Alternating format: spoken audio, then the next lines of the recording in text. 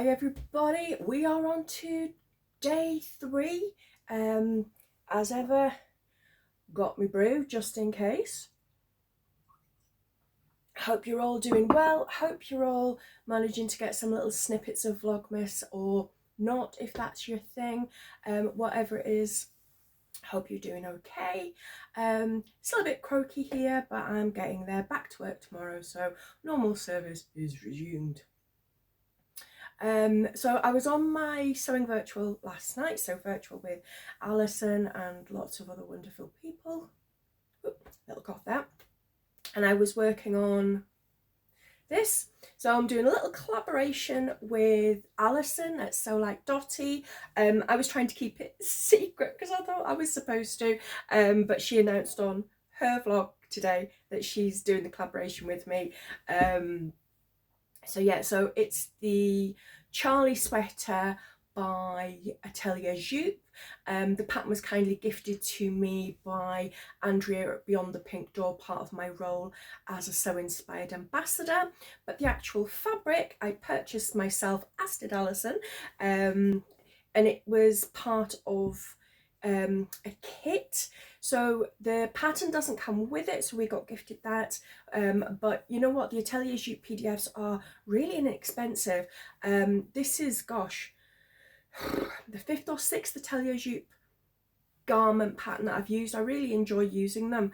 I've worked out the sizing on them that suits me just fine, but as I said, this was a kit that Andrea had put together of this absolutely gorgeous animal print sweatshirting, also some ribbing, and I will be honest with you, how I wanted this sweater to look.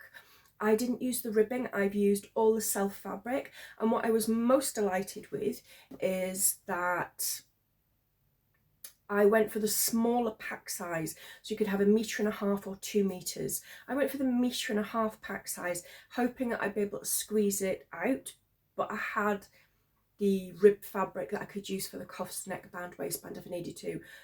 I am delighted to say that I squeezed it out, and I used the bigger sizes. I think this is,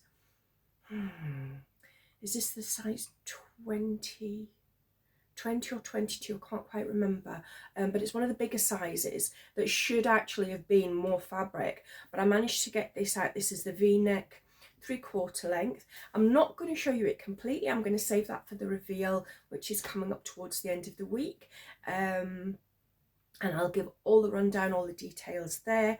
But let me just say, this fabric and pattern are a firm favourite. This is actually a different version of the Atelier Jupe Charlie sweater. This is a different neckline, different sleeve. This was a bit of a toile. This is French terry. Is it a fleece back? Nope, this is just a French terry in this lovely navy with these lilac-y flowers on it.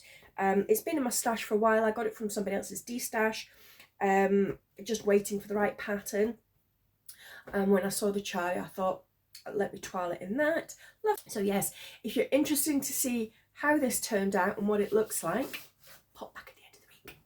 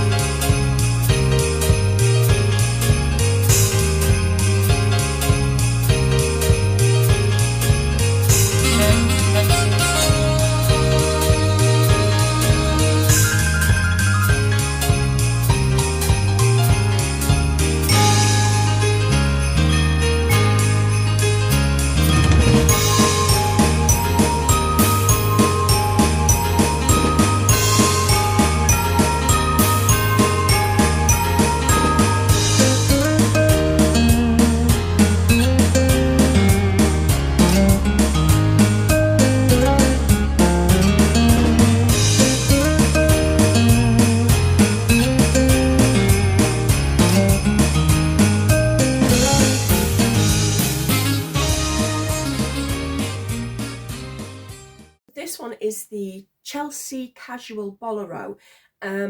I love boleros. I know they're a bit of like an 80s thing. We get asked for them so often in the shop, and it's just not something we have because manufacturers just really aren't producing them at the moment. Certainly not the supplies that we use or we can get hold of.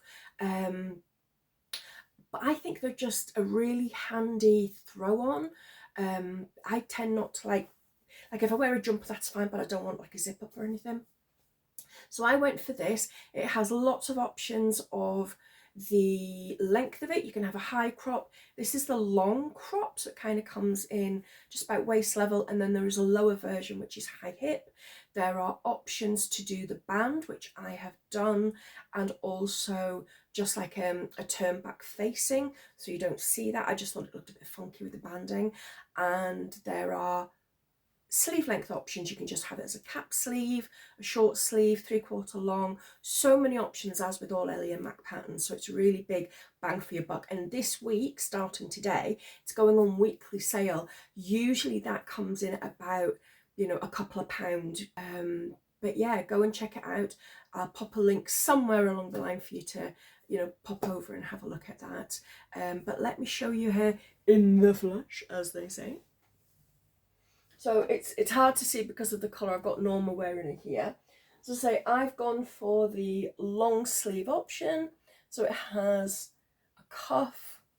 You can see the banding, and it's, you know, it's so easy. Front and back at the shoulders. Sleeves are put in flat. Stitch all the way down the side. Cuff on, band on. And I did a little bit of top stitching around the band. I particularly like is when it's on, it just kind of molds across the bust.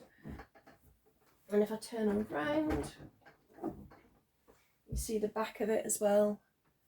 I just thought it was a really easy piece. It's not a particularly heavyweight knit, but fine. Do you know what? You could kind of like, I'm not going to say a bed jacket because that really makes me sound so prehistoric. You know, but just like if you've got your jammies on of an evening and you need a little bit, something a little bit warmer, you know, throw that on. Easy, you know, to throw on. If you wore it, if you made it in, do you know what I'm thinking? If you go for the slightly more cropped, which I might try next time, in like a sequin fabric. So yeah, so that's another little make that I've had completed, just waiting to say hello.